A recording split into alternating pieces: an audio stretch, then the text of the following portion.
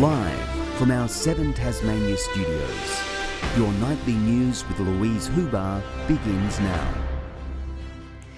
Good evening. Tasmania's grim financial state and worsening performance in parts of the health system are again in the spotlight. The government today trumpeting upgrades to a local football club and standing firm on its handling of both key issues.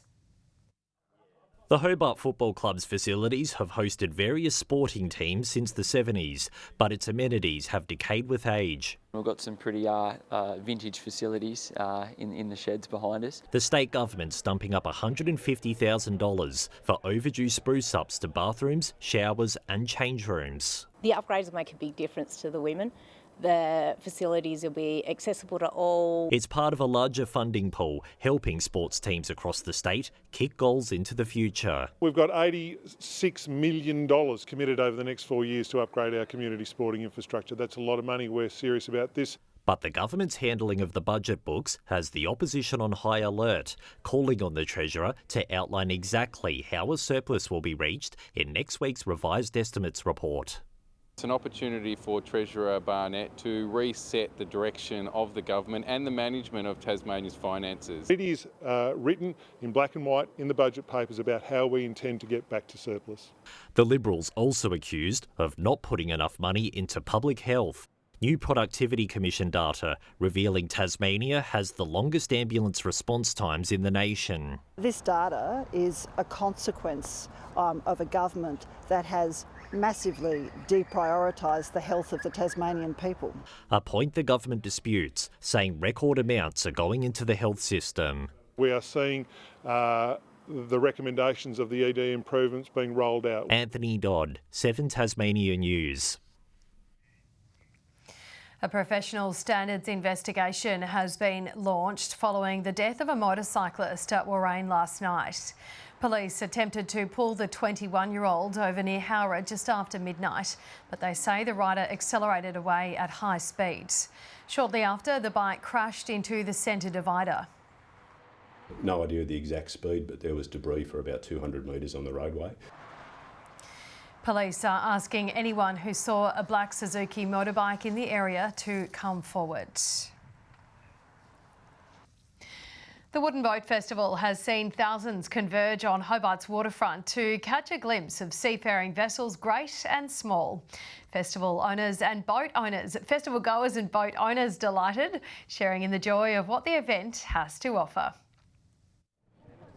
Ships ahoy at the Wooden Boat Festival. Sailors and seafarers coming together to share stories of their ships.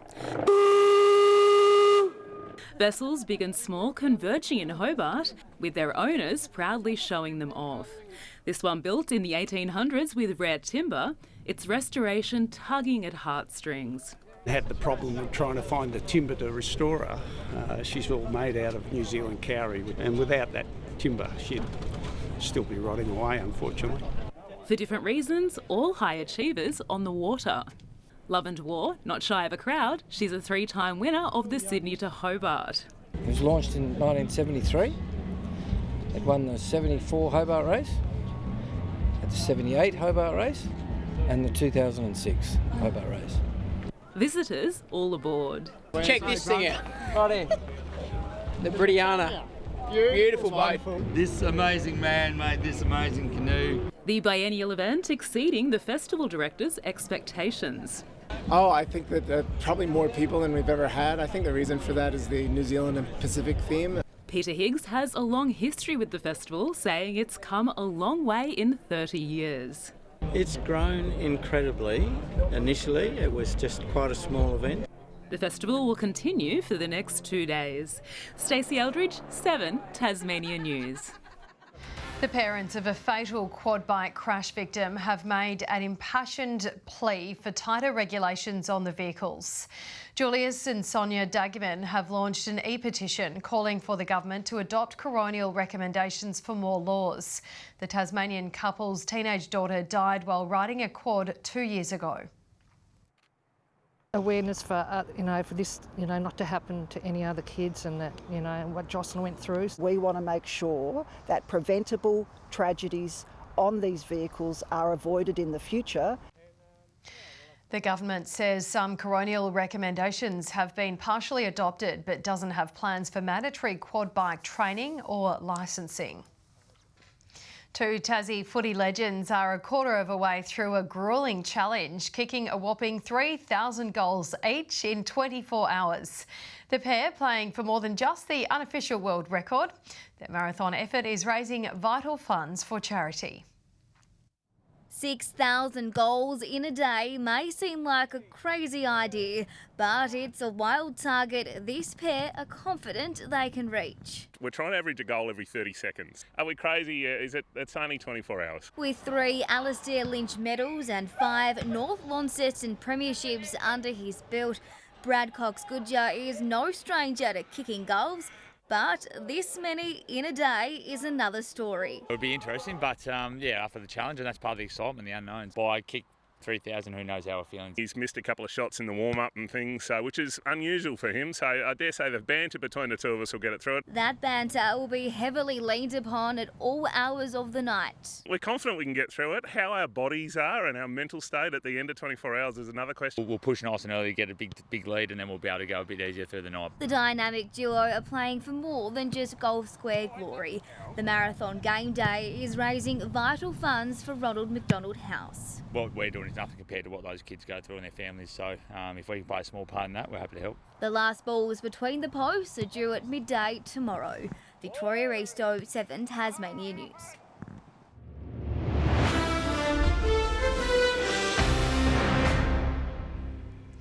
The Jack Jumpers are right now busy on court, but they're unlikely to pull off a last-minute finals miracle.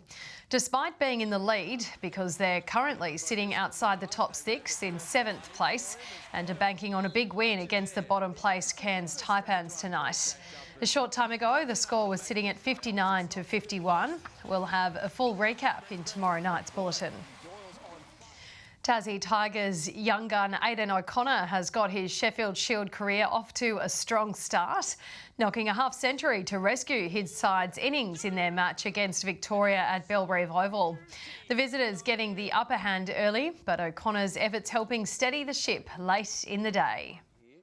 They'll come back for us. O'Connor goes whack, and there it is. What a way to bring up a half-century on debut. The Tigers managing to claw their way to a 236 run total to defend. After falling short in Burnie earlier this week, Tasmania's own Alicia Dale has pulled off the ultimate on-court revenge, taking out the Launceston Junior International. The Hobart team toppled tournament top seed Sarah Mildren, winning this morning's final 6-1, 4-6, 6-3. Canadian Jackson Goldstone has found redemption, taking out first place at the Red Bull Hardline at Medina. The 20-year-old blitzing the competition with a stunning 3-minute 17-second run, more than 2 seconds in front of his nearest competitor. This has been an absolutely unbelievable comeback then for Jackson Goldstone. Here he comes! It's Jackson's first race since a massive crash at last year's event left him out of the sport for 12 months. And Tasmanian Yacht Alive is back in action at the 99th annual Bruny Island race, hunting a rare honour for a 3rd time on the trot. The Sydney Hobart winner gunning for the AAA win in all 3 handicap divisions. Alive completed the 89 nautical mile course to the bottom of Bruny Island and back in just shy of 12 hours last year. Hot favourite for line honours, it's thrashed expectations all afternoon and is due to cross the line any minute now. Good evening. Well, it's been a bit of a cooler one today. 16 for Hobart, 22 the top for Launceston and Burnie. Devonport the state's high at 24. 22 at Low Head, Flinders Island and Strawn both 21. 20 at the top on King Island, St Helens, Maria Island and Ooze all 18, 17 for Grove and Friendly Beaches, 11 the high at Lyowini. Patchy cloud around the state today, although there were some pockets of blue skies around the northwest and the west coast this afternoon. A high pressure system to our west sees that cloud extend over to Victoria as well, while thunderstorms lie over New South Wales. Tomorrow, that high edges closer to us, bringing a cooler, more stable airstream. East to south-easterly winds reaching up to 30 knots about the north tomorrow, sitting anywhere between 10 to 20 elsewhere. And with that comes a strong wind warning for waters from Sandy Cape to Whitemark. Cloud around the south again tomorrow. Hobart 19, 21 at Richmond, a partly cloudy 23 for Ouse. Launceston partly cloudy and 25, a mostly sunny 23 at Devonport. Deloraine 22. Burnie mostly sunny and 21, partly cloudy and 22 for Strawn. Same for Curry with a bit of wind around. To the east coast, cloudy and 19 for St Helens and Swansea, and 22 and windy and becoming cloudy at Whitemark. More cloud cover heading into Monday for the east and southeast with some possible light showers, mostly sunny elsewhere. Much the same around the state on Tuesday. And similar conditions heading into Wednesday with Launceston and Hobart both tipped to exceed 30 degrees. Around the capitals tomorrow, a shower or two and a possible storm for Sydney, Canberra, Melbourne and Broome, a wet 30 for Brisbane and a sunny 31 in Adelaide. And still plenty of cloud around Hobart 15, Launceston 20, 19 the top in Devonport. With some rowdy scenes at Maydena there today, Lou. Those crowds are really sending it. And so they should. I reckon they should. It's such an epic event. Thank you for that, Vic. Finally tonight, move over Bondi. Tasmania has the best beach in the country, according to the National Tourism Council. The crown going to our Bay of Fires coastline. It's the first time a cluster of neighbouring beaches has won and the first win for Tasmania. The stunning scenery beat more than 12,000 other entrants. And that's all your news for this Saturday night. Thank you for joining us. I'll see you tomorrow. Good night.